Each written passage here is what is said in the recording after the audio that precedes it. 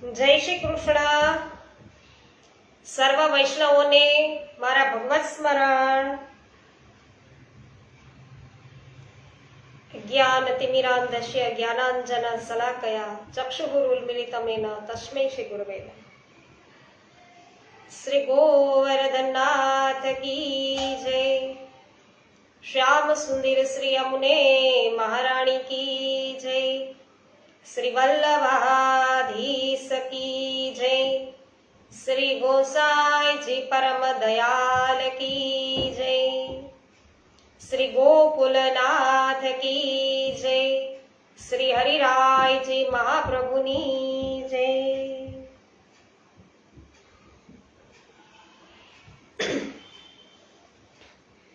નૂતનબેન જાવ્યા જય શ્રી કૃષ્ણ. રમેશભાઈ જાવ્યા જય શ્રી કૃષ્ણ. સ્વાગત છે આપનું. મનીષાબેન માકડિયા જય શ્રી કૃષ્ણ. સ્વાગત છે. રમીલાબેન ગઢિયા જય શ્રી કૃષ્ણ. સ્વાગત છે આપનું. કેન્યાથી આપ ઉપસ્થિત થયા છો, ખૂબ જ સુંદર. શ્રી ગર્ગ સંહિતા માધુર્ય ખંડ અને અધ્યાય છે આપણે બીજો લઈએ છીએ. વૈષ્ણવો, કાલે આપણે શ્રુતિ રૂપા ગોપીઓનું આખ્યાન જોયું હતું. આજે આપણે ઋષિ રૂપા ગોપીઓનું આખ્યાન છે જોવાના છીએ. કાંતાબેન કોઠડિયા જય શ્રી કૃષ્ણ. સ્વાગત છે. બિપિનભાઈ ડોબરિયા જય શ્રી કૃષ્ણ. સ્વાગત છે આપનું પણ. ગોપ કન્યાઓનું કઈ રીતે વ્રજમાં આગમન થયું છે એ આપણે જોઈએ. તો શ્રી નારદજી છે એ બૌલાસ્ટ રાજાને કહે છે કે હે મૈથિલ, હવે તમે ઋષિ રૂપા ગોપીઓની કથા સુનો. તે સર્વ પાપોને દૂર કરનારી, પરમ પાવન તથા શ્રી કૃષ્ણ ભગવાન પ્રતિ ભક્તિ ભાવની વૃદ્ધિ કરનારી છે. બંગ દેશમાં મંગલ નામે પ્રસિદ્ધ મહામનસ્વી એક ગોપ હતો, જે ધનવાન, શાસ્ત્ર જ્ઞાનથી સંપન્ન તથા 9 લાખ ગાયોનો સ્વામી હતો. હે મિથિલેશ્વર, તેને 5000 પત્નીઓ હતી. એકવાર દેવયોગથી તેના સર્વ ધનનો નાશ થયો. ચોરોએ તેની ગાયોનું અપહરણ કર્યું. કેટલીક ગાયોને એ દેશના રાજાએ બળપૂર્વક પોતાને કબજે કરી લીધી. આ પ્રકારે દીનતા પ્રાપ્ત થવાથી મંગલ ગોપ ઘણો બધો દુઃખી થઈ ગયો અને તે દિવસો શ્રી રામચંદ્રજીના વરદાનથી સ્ત્રી સ્વભાવને પ્રાપ્ત થયેલો દંડકારણ્ય નિવાસી ઋષિ તેની કન્યાઓ છે એ થઈ ગઈ. તો એ કન્યા સમૂહને જોઈને દુઃખી ગોપ મંગળ વધારે દુઃખમાં ડૂબી ગયો અને આધિ વ્યાધિથી તે વ્યાકુળ રહેવા લાગ્યો. અને તેણે મનોમન આ પ્રમાણે એવું કહ્યું કે હું શું કરું, ક્યાં જાઉં, મારા દુઃખોને કોણ છે દૂર કરશે. હવે મારી પાસે તો ન તો લક્ષ્મી છે કે ન તો ઐશ્વર્ય છે કે નથી કોઈ કુટુંબીજન અને ન તો કઈ બળ છે. હાય હાય, ધન વિના આ કન્યાઓના લગ્ન કેવી રીતે થશે? કે જ્યાં ભોજનના ફાફા પડે ત્યાં ધનની તો આશા જ સી. હે તો ગરીબી તો એવી હતી. તો કાકતાળીય ન્યાયથી કન્યાઓ પણ આ ઘરમાં આવી ગઈ. તેથી કોઈ ધનવાન અને બળવાન રાજાને આ કન્યાઓ છે કે હું અર્પણ કરીશ, ત્યારે જ આ કન્યાઓને સુખ મળશે. એટલે નારદજી રાજાને કહે છે કે હે રાજન, આ પ્રકારે એ કન્યાઓની કોઈ પરવા નહીં કરીને તેણે સ્વબુદ્ધિથી જ એવો નિશ્ચય કર્યો અને તેના પર મુસ્તાક રહ્યો. તે દિવસોમાં મથુરા મંડળથી એક ગોપ તેને ત્યાં આવ્યો અને તે તીર્થયાત્રી હતો. તેનું નામ જય હતું. તે બુદ્ધિશાળીમાં શ્રેષ્ઠ અને વૃદ્ધ હતો.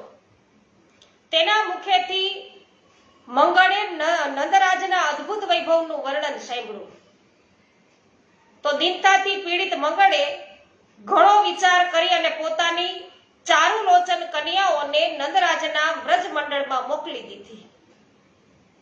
અને નંદરાજના ગૃહમાં આવીને તે રત્નમય આભૂષણોથી વિભૂષિત કન્યાઓ તેના ગોષ્ઠમાં ગાયોનું ગોબર ઉઠાવવાનું કામ બધી કરવા લાગી.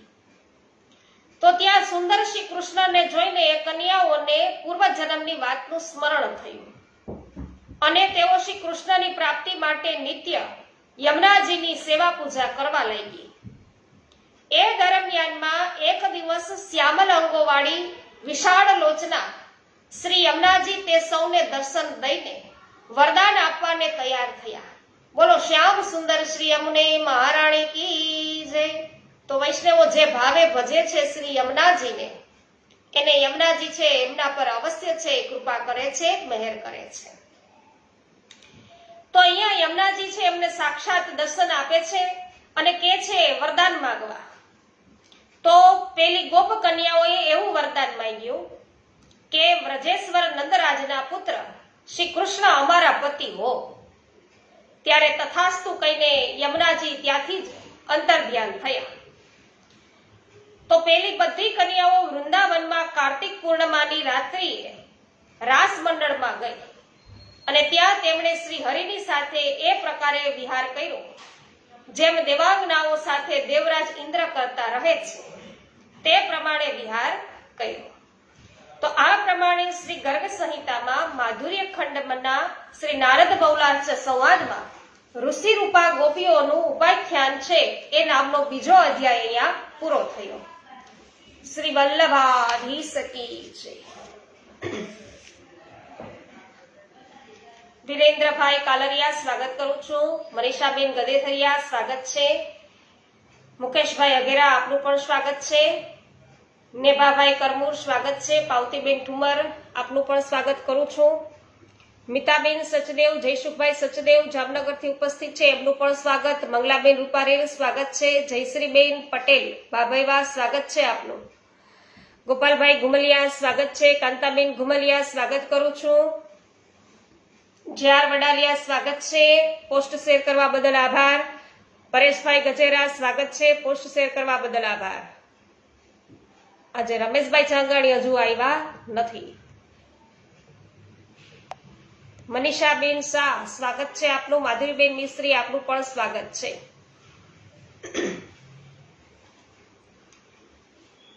અધ્યાય ત્રીજો લઈએ વૈષ્ણવો. તો પેલા આપણે શ્રુતિ રૂપા ગોપીઓ, ત્યારબાદ ઋષિ રૂપા ગોપીઓ અને હવે મૈથિલી રૂપા ગોપીઓનું આખ્યાન છે આપણે જોઈએ છીએ. રંજનબેન લુણાગરિયા સ્વાગત છે. ગજેરા ગીતાબેન સ્વાગત છે. નારદજી કહે છે કે હે રાજા મિથિલેશ્વર, હવે મિથિલા દેશમાં ઉત્પન્ન ગોપીઓનું આખ્યાન તમે સુણો. આ દશાશ્વમેઘ તીર્થ પર સ્નાનનું ફળ દેનારું અને ભક્તિભાવમાં વૃદ્ધિ કરનાર છે. શ્રી રામચંદ્રજીના વરદાનથી જે 9 નંદોના ગૃહોમાં ઉત્પન્ન થઈ હતી તે મૈથિલી રૂપા ગોપ કન્યાઓ પરમ કમનીય નંદ નંદનના દર્શન કરીને મોહિત થઈ ગઈ અને તેમને માર્ગશીર્ષના શુભ માસમાં કાત્યાયની વ્રત કર્યું અને તેની માટીની પ્રતિમા બનાવી અને ષોડશોપચારથી તેનું પૂજન કરવા લાગી. અરુણોદયની વેળાએ તે દરરોજ એક સાથે ભગવાનના ગુણલા ગાતી આવતી હતી અને યમુનાજીના જળમાં સ્નાન કરતી હતી.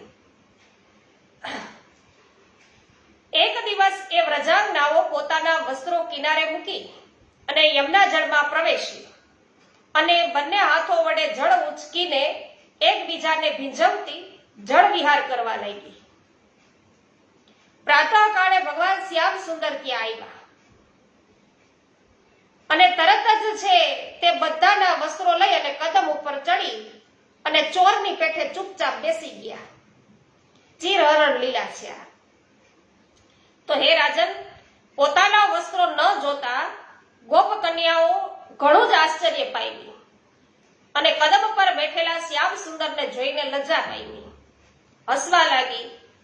ત્યારે કદમ વૃક્ષ પર બેઠેલા શ્રી કૃષ્ણએ ગોપીઓને એવું કહેવા લાગ્યા, પ્રભુ કે તમે બધા અહીંયા આવીને પોતપોતાના કપડા લઈ જાઓ કે નહીં તો હું આપીશ નહીં. હે રાજન, ત્યારે એ ગોપ કન્યાઓ શીતળ જળની અંદર ઊભી ઊભી હસતી લજાથી મોં નીચું કરીને બોલી. શું કીધું કે હે મનોહર નંદન, હે ગોપરત્ન, હે ગોપાલ વંશના નૂતન હંસ, હે મહાન પીડા ને દુર્ગ હરી લેનારા શ્રી શ્યામ સુંદર, તમે જેમ આજ્ઞા આપશો તેમ અમે કરીશું. તમારી દાસી થઈને પણ અમે અહીં વસ્ત્રહીન થઈને સી રીતે રહીએ? આપ ગોપીઓના વસ્ત્ર લૂંટનારા અને માખણ ચોર છો. વ્રજમાં જન્મ લેવા છતાં ઘણા જ રસિક છો, તો ભય તો આપને સ્પર્શી શકતો નથી. અમારા વસ્ત્રો અમને પાછા આપી દો, નહીં તો અમે મથુરા નરેશના દરબારમાં આપના દ્વારા આ અવસર પર કરેલી ઘણી ભારે અનીતિ વિશે ફરિયાદ કરશું. તો શ્રી ભગવાન બોલ્યા છે કે સુંદર મંદ હાસ્યથી સુશોભિત થનારી ગોપાંગનાઓ, જો તમે મારી દાસીઓ હો તો આ કદમના મૂળ પાસે આવી તમારા વસ્ત્ર લઈ લ્યો, નહીં તો હું એ વસ્ત્રો મારે ઘેર લઈ જઈશ. માટે તમે અવલંબિત મારા કથન અનુસાર છે એ કાર્ય કરો, કોઈ પણ પ્રકારની વાર લગાડ્યા વગર. એટલે નારદજી છે રાજાને કહે છે કે ત્યારે તે સર્વ વ્રજવાસીની ગોપીઓ અત્યંત કંપતી જળથી બહાર નીકળ્યું અને આનંદ શરીર થઈને હાથો વડે શરીરને ઢાંકતા ઠંડીથી દુઃખ પામતી શ્રી કૃષ્ણને હાથે લીધેલા વસ્ત્ર લઈ અને તેમણે પોતાના અંગોમાં ધારણ કર્યા. ત્યારબાદ શ્રી કૃષ્ણને લાજભરી આંખોથી જોતી ત્યાં જ મોહિત થઈને ઊભી રહી અને તેમના પરમ પ્રેમ સૂચક અભિપ્રાયને જાણીને મંદ મંદ મુસ્કુરાતા શ્યામ સુંદર શ્રી કૃષ્ણ તેના પર ચારે તરફથી દ્રષ્ટિપાત કરી અને કહેવા લાગ્યા કે હે ગોપાંગનાઓ, તમે માર્ગશીર્ષ માસમાં મારી પ્રાપ્તિના માટે જે કાત્યાયની વ્રત કર્યું છે તેનું અવશ્ય ફળ થશે, એમાં સંશય નથી. પરમ દિવસોમાં વનની અંદર યમુનાજીના મનોહર તટ પર હું તમારી સાથે રાસ રમીશ. જે તમારા મનોરથ છે એ પૂરા કરનાર થશે. આમ કહીને પરિપૂર્ણતમ શ્રી હરિ જ્યારે ચાલ્યા ગયા ત્યારે આનંદ ઉલ્લાસથી પરિપૂર્ણ થઈ અને મંદ હાસ્યથી છટા વિખેરતી તે બધી ગોપબાળાઓ પોતપોતાના ઘરે ગઈ. તો આ પ્રકારે વૈષ્ણવો ગર્ગ સંહિતામાં માધુર્ય ખંડના શ્રી નારદ બૌલાશ્ચ સંવાદમાં મૈથિલી રૂપા ગોપીઓનો ઉપાખ્યાન નામનો આ ત્રીજો અધ્યાય છે એ પૂરો થયો. શ્રી ગોવર્ધનનાથ કી જય. આરસા આપનું સ્વાગત છે. શિલ્પાબેન લુણાગરિયા, જગદીશભાઈ લુણાગરિયા સ્વાગત છે. બિપિનભાઈ ડુમરિયા સ્વાગત છે. વિજયભાઈ માથુકિયા સુરતથી ઉપસ્થિત થઈ ચુક્યા છે, સ્વાગત છે. રમેશભાઈ પટેલ આપનું પણ સ્વાગત છે. અમરીશભાઈ છત્રાણા, મહેશભાઈ વસોયા, મનસુખભાઈ ગજેરા, આપ સર્વ વૈષ્ણવજનોનું સ્વાગત છે.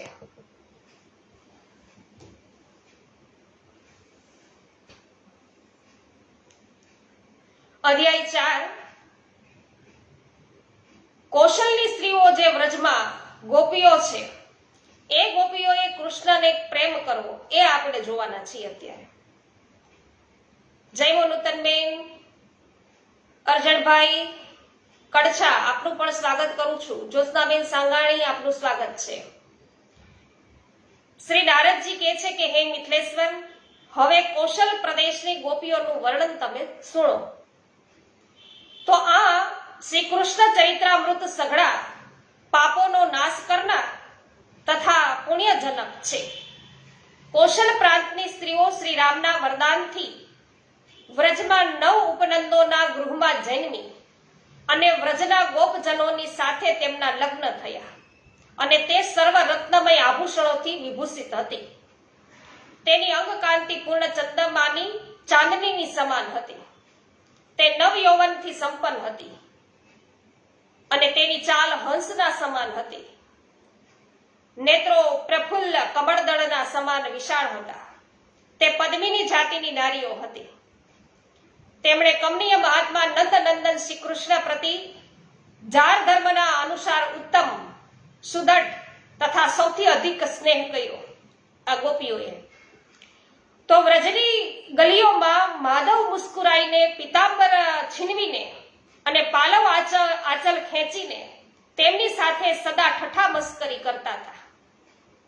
તે ગોપ બાળો જ્યારે દહીં વેચવાને નીકળતી ત્યારે દહીં લ્યો એમ કહેવાનું ભૂલી જાય અને કૃષ્ણ લ્યો એમ કહેવા લાગતી હતી.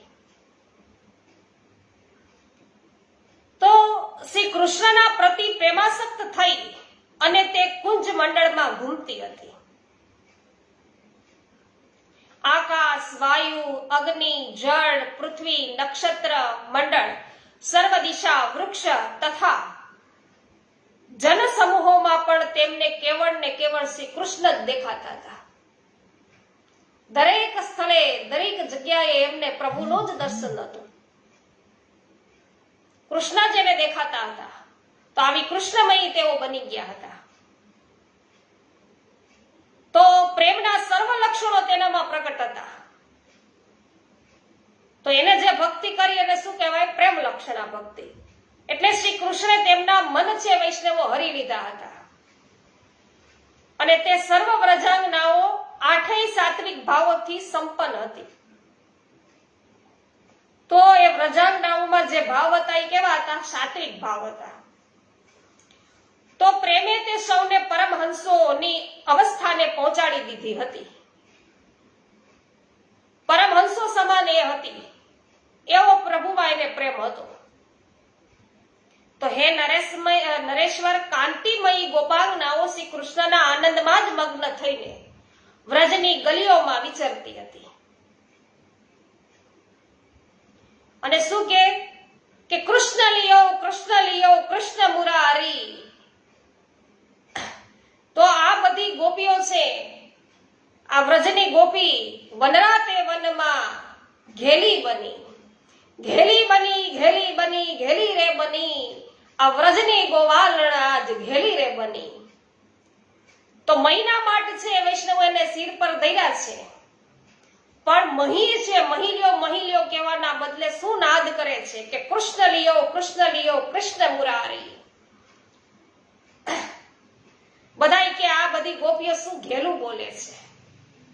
એ બધાને ઘેલી લાગવા માંડી કે આ બધી ગોપીઓ આવું ઘેલું કેમ બોલે છે. પણ એટલે બોલે છે કે એને પ્રભુમાં એટલો પ્રેમ છે, એને સર્વત્ર કૃષ્ણ જ દેખાય છે. કૃષ્ણ સિવાય મુખમાંથી કઈ નીકળતું નથી. આંખોથી દર્શન પણ કૃષ્ણના થાય છે. શબ્દ છે કૃષ્ણ સિવાય બીજો કોઈ સંભળાતો નથી. તો પૂર્ણતઃ પરમહંસ ની સ્થિતિને પ્રાપ્ત કરી ચૂક્યા છે.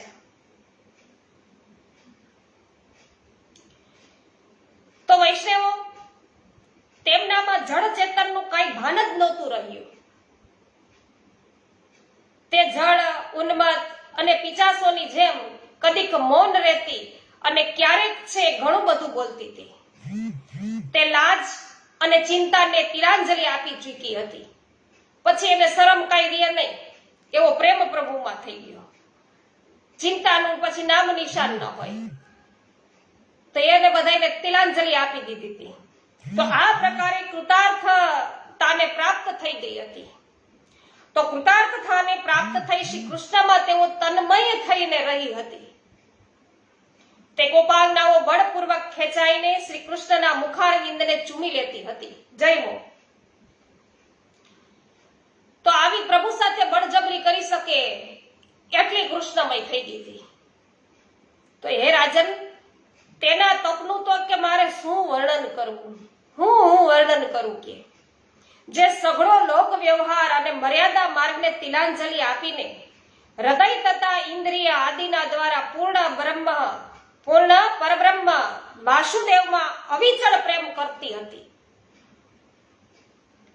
તો શ્રી કૃષ્ણ રાસ મંડળમાં શ્રી કૃષ્ણના કંધો પર પોતાનો હાથ મૂકીને પ્રેમથી વિગલિત ચિત્ત થઈ અને તેઓ શ્રી કૃષ્ણને પૂર્ણપણે પોતાને વશ કરી ચૂકી હતી.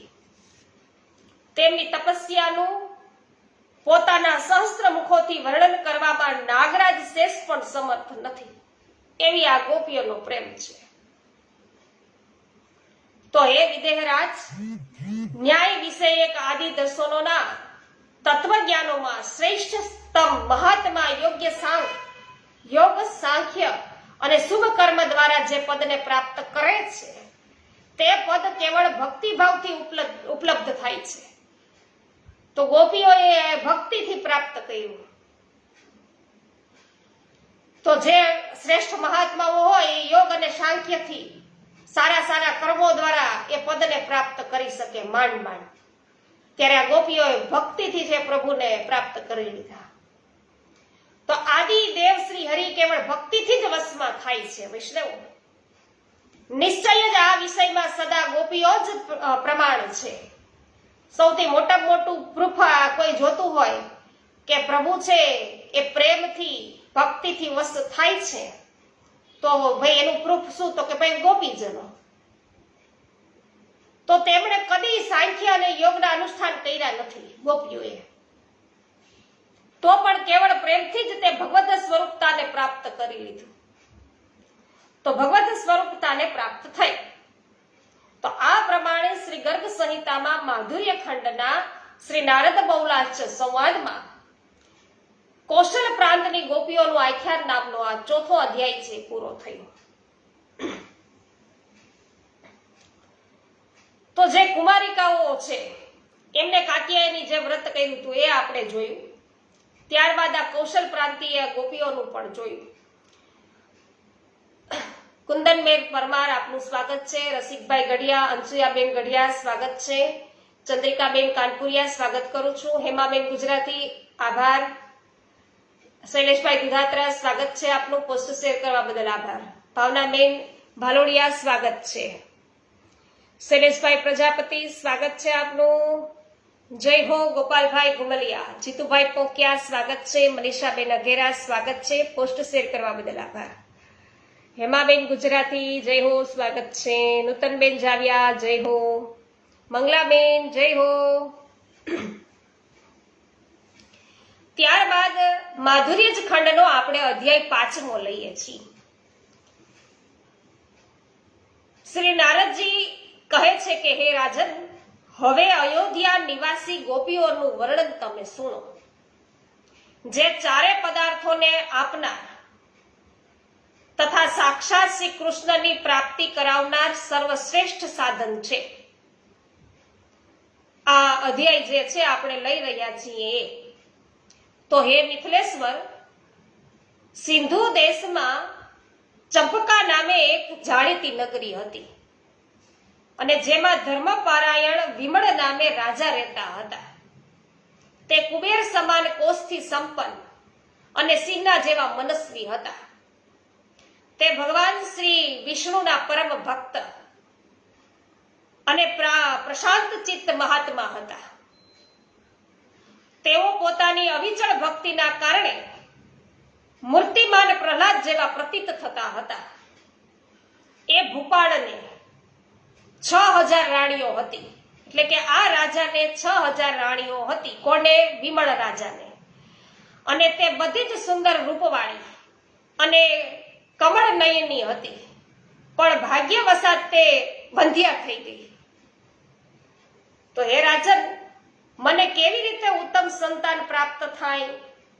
આવો વિચાર કરીને રાજા વિમળ છે એના ઘણા વર્ષ વીતી ગયા.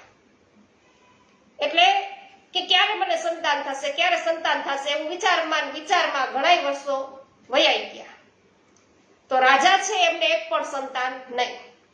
એક દિવસ તેમને ત્યાં મુનિવર્ય યાજ્ઞવલ્ક પધાર્યા અને રાજાએ તેમને પ્રણામ કરીને તેમનું વિધિપૂર્વક પૂજન કર્યું અને પછી તેમની સમક્ષ તે નમ્ર ભાવપૂર્વક ઉભા રહ્યા. નૃપતિ શિરોમણી રાજાને ચિંતાથી વ્યાકુળ થયેલા જોઈને સર્વજ્ઞ સર્વવિદ એટલે કે સર્વ કાંઈ જાણનારા અને શાંત સ્વરૂપ વાળા એવા મહામુનિ યાજ્ઞવલ્કે તેમને એવો પ્રશ્ન પૂછ્યો રાજાને કે હે રાજા, તમે આવા દુર્બળ કેમ થયા છો? તમારા હૃદયમાં એવી રીતે કઈ ચિંતા છે એ પેઠી ગઈ છે? હમણાં તો તમારા રાજ્યના 7 અંગોમાં તો કુશળ મંગળ જ જણાય છે કે. એટલે વિમળ રાજા બોલ્યા કે હે બ્રહ્મન, આપ આપની તપશ્ચર્યા અને દિવ્ય દ્રષ્ટિથી જાણતા નથી કે? તો પણ આપની આજ્ઞાને ગૌરવ માની અને હું મારું દુઃખ હવે તમને બતાવું. એટલે કે તમે તો બધું જાણતા જ હશો, છતાં પણ હું મારું દુઃખ તમને કહું. હે મુનિ શ્રેષ્ઠ, સંતાન વિહોણા હોવાના દુઃખથી હું ચિંતિત છું. એવું કયું દાન તપ કરું કે જેથી મને સંતાન પ્રાપ્તિ થાય? નારદજી છે એ કહે છે હવે રાજાને કે રાજા વિમળની વાત સાંભળીને યાજ્ઞવલ્ક મુનિના નેત્ર ધ્યાનમાં સ્થિત થયા. એટલે કે મુનિ છે એ ધ્યાન ધરવા લાગ્યા અને મુનિ શ્રેષ્ઠ ભૂત અને વર્તમાનનું ચિંતન કરતા દીર્ઘકાળ પર્યંત તેઓ ધ્યાનમગ્ન રહ્યા. એટલે લાંબો સમય તેઓ ધ્યાનમાં રહ્યા. પછી યાજ્ઞવલ્ક એવું બોલ્યા કે હે રાજા, આ જન્મમાં તો તમારા પ્રારબ્ધમાં કે પુત્ર નથી, પરંતુ હે નૃપશ્રેષ્ઠ, રાજાઓમાં શ્રેષ્ઠ, તમને પુત્રીઓ કરોડોની સંખ્યામાં કે પ્રાપ્ત થશે. પુત્ર નહીં થાય, પુત્રીઓ થાય. તો 6000 રાણીઓ હતી વૈષ્ણવો એને. તે રાજા બોલ્યા કે હે મુનિન્દ્ર, પુત્ર વિના કોઈ પણ આ પૃથ્વી પર પૂર્વજનોના ઋણમાંથી મુક્ત થતો નથી. તો પુત્રહીનના ગૃહમાં હંમેશા વ્યથા જ રહેતી હોય છે. તેને ઈહલોક કે પરલોકમાં ક્યાંય પણ સુખ મળતું નથી. એટલે યાજ્ઞવલ્ક બોલ્યા કે રાજેન્દ્ર, ખેદ ના કરો. ભવિષ્યમાં ભગવાન શ્રી કૃષ્ણનો અવતાર થનાર છે. તમે તેમને દહેજ સાથે તમારી સર્વ પુત્રીઓ છે એને સમર્પણ કરજો. તો હે નૃપશ્રેષ્ઠ, એ કર્મથી તમે દેવતાઓ, ઋષિઓ તથા પિતૃઓને ઋણથી છૂટી જશો. આ બધાના ઋણમાંથી તમે છૂટી જશો અને પરમ મોક્ષ છે એ તમને પ્રાપ્ત થશે. તો શ્રી નારદજી બોલ્યા છે કે મહામુનિના આ વચન સુણીને તે વખતે રાજાને આનંદ થયો ઘણો બધો, અને તેમણે મહર્ષિ યાજ્ઞવલ્કને પુનઃ પોતાનો સંદેહ પૂછ્યો કે હે મુનેશ્વર, કેટલાય વર્ષો વીતી ગયા પછી કયા દેશમાં અને કુળમાં સાક્ષાત શ્રી હરિ છે એ અવતીર્ણ થશે? ક્યાં છે અવતાર ધારણ કરશે? તે સમયે તેમના રૂપ રંગ કેવા હશે પ્રભુના? એટલે ઋષિ કહે છે કે આ દ્વાપર યુગના જે અવશેષ વર્ષ છે, થોડાક બાકી રહ્યા છે, તેમાં તમારા રાજ્યકાળથી 115 વર્ષ વીતી ગયા પછી યાદવપુરી મથુરામાં યદુકુળમાં ભાદ્રપદ માસ, કૃષ્ણ પક્ષ, બુધવાર, રોહિણી નક્ષત્ર, હર્ષણ યોગ અને વૃષ લગ્ન, 11 કરણ અને અષ્ટમી તિથિમાં અડધી રાત્રે ચંદ્રોદય કાળમાં જ્યારે સર્વત્ર અંધકાર ફેલાયો હશે, ત્યારે વસુદેવ ભવનમાં દેવકીજીના ગર્ભથી શ્રી હરિનો આવિર્ભાવ થશે. બરાબર તે જ રીતે તે યજ્ઞમાં હરિણ કષ્ટથી અગ્નિનું પ્રાગટ્ય થાય એ પ્રકારે. તો ભગવાનના વક્ષસ્થળ પર શ્રી વત્સનું ચિહ્ન હશે. તેમની અંગકાંતિ વાદળ સમાન શ્યામ હશે. તે વનવાળાથી અલંકૃત અને અત્યંત સુંદર હશે. પીતાંબરધારી, કમલ નયન તથા અવતાર કાળમાં ચતુર્ભુજ થશે. તો તમે તેમને તમારી કન્યાઓ બધી આપજો. તમારું આયુષ્ય હજી ઘણું બધું છે. તમે તે સમય સુધી જીવિત રહેશો, તેમાં કોઈ સંશય નથી. તો આ પ્રમાણે ગર્ગ સંહિતામાં માધુર્ય ખંડના શ્રી નારદ મૌલાશ્ચ સંવાદમાં અયોધ્યાવાસીની ગોપાલનાઓનું ઉપાખ્યાન નામનો 5મો અધ્યાય છે પૂરો થયો. શ્રી કૃષ્ણ કનૈયા લાલ કી જય. મંગલાબેન જય. કથિરિયા વલ્લભભાઈ સ્વાગત છે. નંદાભાઈ ભાટિયા આપનું પણ સ્વાગત છે. કૃષ્ણાબેન સુદાણી સ્વાગત કરું છું આપનું. કંચનબેન પટેલ સ્વાગત છે આપનું. જય હો કૃષ્ણાબેન, જય હો.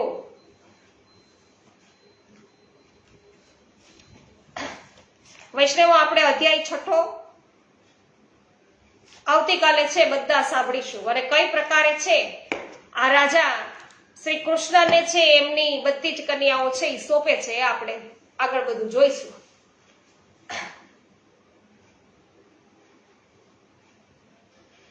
શ્રી ગોવર્ધનનાથ કી જય. શ્યામ સુંદર શ્રી યમુને મહારાણી કી જય. શ્રી વલ્લભાધીશ કી જય. શ્રી ગોસાઈજી પરમ દયાલ કી જય. શ્રી ગોકુલનાથ કી જય. શ્રી હરિરાયજી મહાપ્રભુની જય. સર્વે વૈષ્ણવોને મારા જય શ્રી કૃષ્ણ. જય શ્રી કૃષ્ણ. જયાબેન ઘોડાસરા, કાંતાબેન કોઠડિયા, જય હો.